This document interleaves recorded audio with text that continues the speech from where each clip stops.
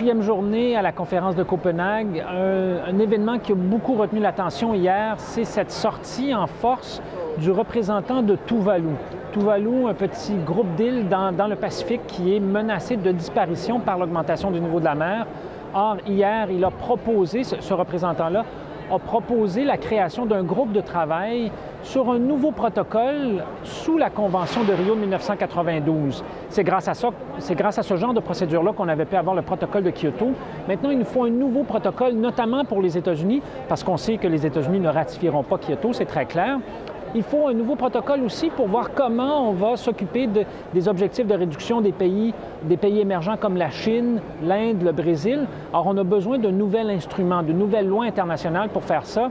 Or, plusieurs pays ont résisté fortement à la création de ce groupe de travail-là. Et là, on n'était même pas à l'étape de dire on veut un nouveau protocole, mais simplement d'explorer la possibilité.